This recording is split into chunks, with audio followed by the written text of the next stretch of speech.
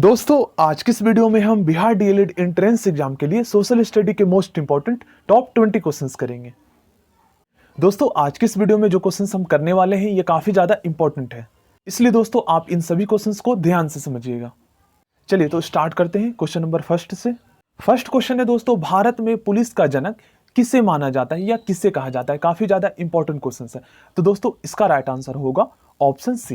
Next question करते हैं। Second question है दोस्तों हमारा, बंगाल के प्रथम गवर्नर जनरल कौन था। काफी ज्यादा इंपॉर्टेंट है ये क्वेश्चन। तो दोस्तों बंगाल के प्रथम गवर्नर जनरल जो थे वो थे दोस्तों वॉरेन हेस्टिंग। ऑप्शन डी इसका राइट आंसर होगा। क्वेश्चन नंबर थर्ड करते हैं। तो भारत में प्रशासनिक सेवा का जनक माना जाता है, किसे माना जाता है दोस्तों, ये क्वेश्चन में पूछा गया है। तो इसका राइट आंसर होगा दोस्तों ऑप्शन ए। देखिए फ्रेंड्स, क्वेश्चन नंबर 4 काफी ज्यादा इंपॉर्टेंट है। भारत की आजादी के समय भारत का वायसराय कौन था।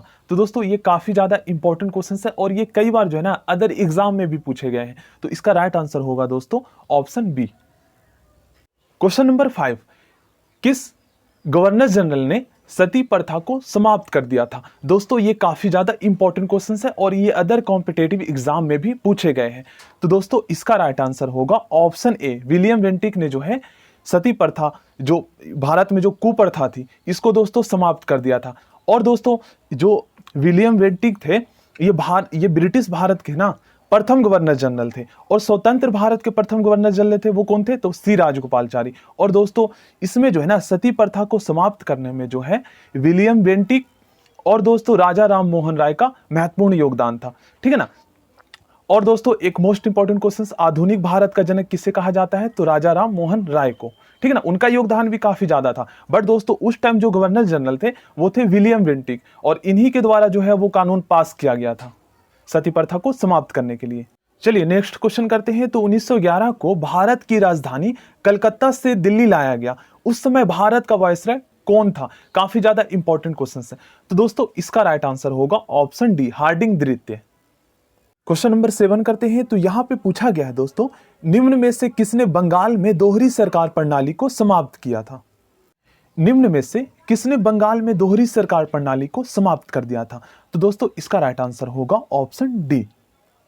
देखिए नेक्स्ट क्वेश्चन, तो भारत में न्यायिक संगठन की स्थापना किसने की थी। दोस्तों काफी ज्यादा इंपॉर्टेंट क्वेश्चन है। यदि दोस्तों इसका आंसर आप लोग जानते हैं तो दोस्तों कमेंट बॉक्स में जरूर बताएं। तो देखिए दोस्तों इसका राइट आंसर होगा ऑप्शन ए।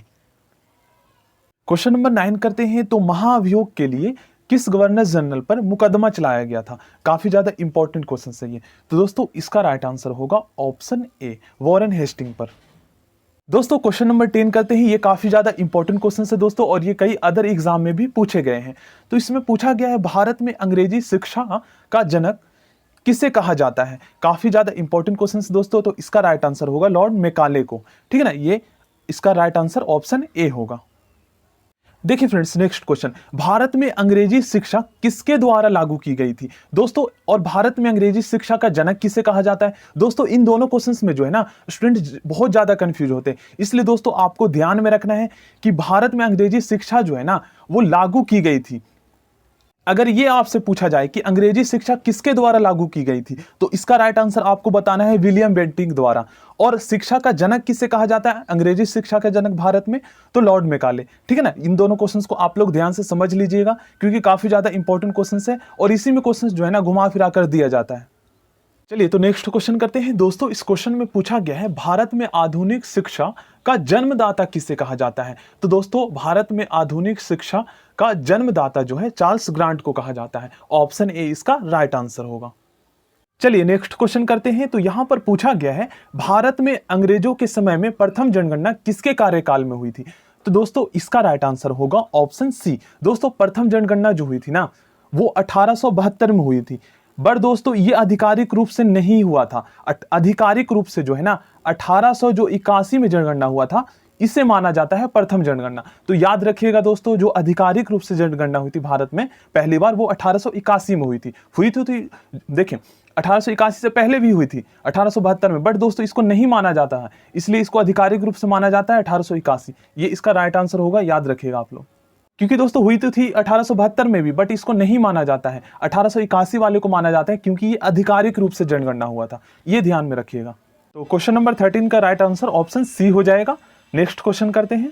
नेक्स्ट क्वेश्चन करते हैं। तो क्वेश्चन नंबर 14 में पूछा गया है, किसके द्वारा बंगाल और बिहार का स्थायी बंदोबस्त, जिसे दोस्तों इस्तमरारी बंदोबस्त भी कहा जाता था, ठीक है ना, शुरू किया गया था। तो दोस्तों ये जो है मोस्ट इंपॉर्टेंट क्वेश्चन है, और प्लीज दोस्तों इसको आप लोग याद कर लीजिएगा। दोस्तों इसका राइट आंसर होगा ऑप्शन डी, लॉर्ड कॉर्नवालिस द्वारा जो है ये स्थायी बंदोबस्त शुरू किया गया था। थोड़ा सा डिटेल में हम जान लेते हैं इसके बारे में। दोस्तों ये जो व्यवस्था थी ना, ये स्थायी बंदोबस्त थी, ये एक जो टैक्स पे करने का जो है ना एक मतलब नियम बनाया गया था इसके अंतर्गत।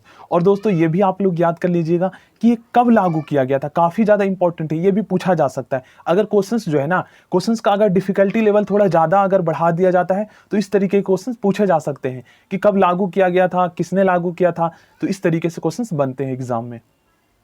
क्वेश्चन नंबर 15 करते हैं। तो भारत से ब्रिटेन की ओर संपत्ति के अपवहन का सिद्धांत किसने प्रतिपादित किया था? काफी ज्यादा इंपॉर्टेंट है क्वेश्चन दोस्तों। तो दोस्तों इसका राइट आंसर होगा ऑप्शन बी, दादा भाई नेरोजी ने। और दोस्तों दादा भाई नेरोजी को जो है ना grand old man of India के नाम से भी जाना जाता है।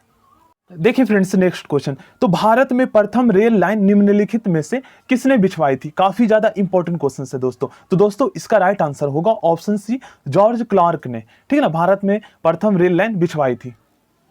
देखिए नेक्स्ट क्वेश्चन करते हैं। तो भारत में सबसे लंबे समय तक सेवा करने वाले ब्रिटिश गवर्नर जनरल और वायसराय कौन थे? दोस्तों ये काफी ज्यादा इंपॉर्टेंट क्वेश्चन है, तो इसका राइट आंसर होगा दोस्तों ऑप्शन बी, लॉर्ड डलहौजी ने। नेक्स्ट क्वेश्चन करते हैं।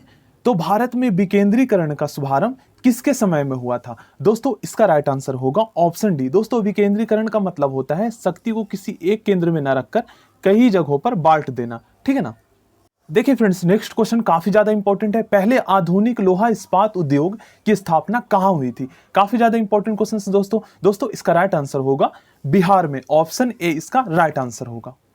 देखिए फ्रेंड्स नेक्स्ट क्वेश्चन है हमारा, निम्नलिखित में से ब्रिटिश सरकार का वह गवर्नर जनरल कौन था जिसने भारत में डाक टिकट शुरू किए थे? काफी ज्यादा इंपॉर्टेंट क्वेश्चन है दोस्तों। और दोस्तों इसका राइट आंसर जो है ना कुछ स्टूडेंट जानते भी होंगे। देखिए इसका राइट आंसर होगा ऑप्शन ए, लॉर्ड डलहौजी ने, ठीक है ना। So thank you friends, next video में मिलते हैं। चैनल को सब्सक्राइब करके बेल आइकन को प्रेस कर लीजिएगा। और जो भी मैंने क्वेश्चंस करवाए हैं दोस्तों इसको आप लोग जो है एक बार लिख लीजिएगा, क्योंकि दोस्तों ये क्वेश्चंस जो है ब्रिटिश भारत में जो भी मतलब कार्य किए गए थे उस टाइम ब्रिटिश शासन के दौरान, उन्हीं से रिलेटेड जो है आज मैंने क्वेश्चंस आपको करवाए हैं। ये क्वेश्चंस काफी ज्यादा इंपॉर्टेंट है दोस्तों, इसलिए आप लोग प्लीज इसको जरूर लिख लीजिएगा। यदि आप दोस्तों प्लीज लिख लीजिएगा तो इससे क्या होगा दोस्तों, आप जो है ना एक बार रिवाइज भी कर सकते हैं बाद में जब आपका एग्जाम होगा तो इसलिए इसका बेनिफिट यही है लिखना। So thank you, next video मिलते हैं। चैनल को सब्सक्राइब करके बेल आइकन को प्रेस कर लीजिएगा दोस्तों। और भी वीडियोस देखना चाहते हैं तो चैनल में प्लेलिस्ट को चेक कर लीजिएगा।